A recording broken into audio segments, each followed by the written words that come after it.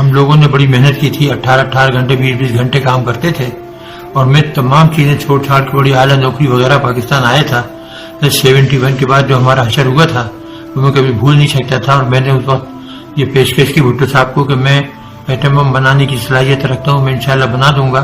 تو انہوں نے فوری مجھے تمام سہولتیں دے دیں اور مجھے یہ کام جو تھا میرے سپرد کر دیا. اور ہم نے بہت ہی کم عرصے میں ماشاءاللہ 6-7 سال کے اندر ہی ایٹم بم بنا لیا، جو کہ دنیا کے لیے ایک معجزہ تھا. وہ کبھی تصور ہی نہیں کر سکتے تھے کہ وہ ملک جو گاڑیاں بیل گاڑیاں صحیح نہیں بنا سکتے، سائیکل صحیح بنا سکتے، وہ ایٹم بم کیسے بنا سکتا ہے. لوگ مذاق اڑاتے تھے. لیکن جب ہم نے بنایا اور میں نے دسمبر 84 کو جنرل ضیاء کو لکھ کر دیا، تاریخ میں موجود ہے وہ خط کہ جی ہم نے ایٹم بم بنا لیا اور ہم 1 ہفتے کے نوٹس پر اس کو دھماکہ کر سکتے ہیں، تو وہ بےحد خوشی. انہوں نے مجھے گلے لگایا، میری پیشانی چومی اور کہا کہ بس اب ہندوؤں کا ہم بیڑا غرق کر دیں گے اگر انہوں نے ذرا بھی ہمارے ساتھ بدمعاشی کی. تو یہ وہ چیزیں تھی کہ اس میں میرے ساتھیوں کا بڑا اہم کردار تھا، میری رہنمائی تھی.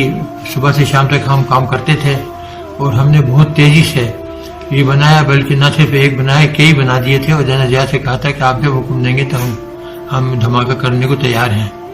اور اس کے بعد ہندوستانیوں نے جب 98 کے اندر 11 مئی کو دھماکے کیے تو پھر نواز شریف صاحب اس وقت وزیر اعظم تھے، ان سے کہا، مشاہد حسین سید تھے، ان سے وہ بڑے پیارے دوست تھے میرے، تو ان سے کہا کہ جی ہمیں چاہیے کہ ہم بھی دھماکہ کر دیں. تھوڑی بہت ہچکچاہٹ تھی، لیکن ملک کا مفاد جو تھا وہ سب کو عزیز تھا اور یہ فیصلہ ہوا کہ دھماکہ کر دیا جائے. اور پھر ہم نے ہندوستان کے 5 کے بدلے 6 دھماکے کر دیے اور ان کا منہ ہمیشہ کے لیے بند کر دیا.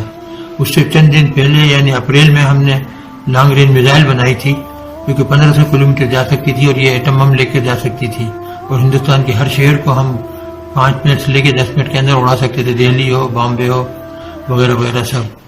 تو اللہ تعالیٰ کا شکر ہے ہم نے پاکستان کو ناقابل تسخیر دفاع مہیا کر دیا. اور ابھی یہ جو ہے مودی وغیرہ یہ جو شور مچاتے ہیں، ان کی کبھی جرأت نہیں ہوگی کہ یہ پاکستان کے اوپر حملہ کریں.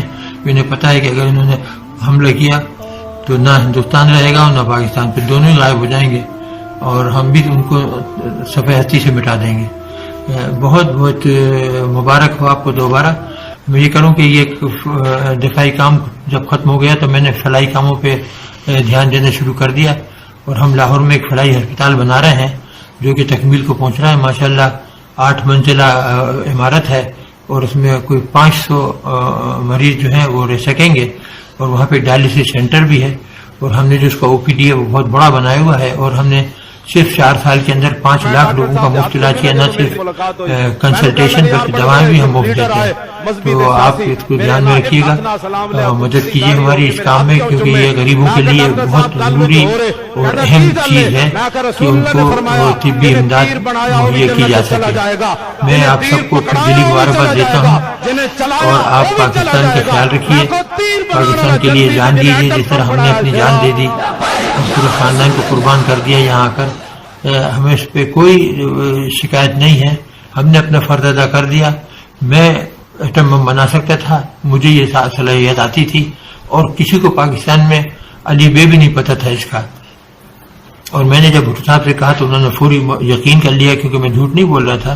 اور پھر پورے پروگرام کے ہیڈ غلام شاہ صاحب تھے جو کہ 76 سے لے کے 93 تک، اور ان کا جو خط تھا زاہد ملک صاحب کو لکھا تھا انہوں نے، شاہد الرحمان صاحب، اس میں نے پوری تفصیل لکھ دی تھی کہ کس طرح میں نے اور میرے رفقائے کار نے دن رات محنت کر کے ایٹم بم بنایا تھا اور کس طرح ملک کو ناقابل تسخیر دفاع مہیا کیا تھا.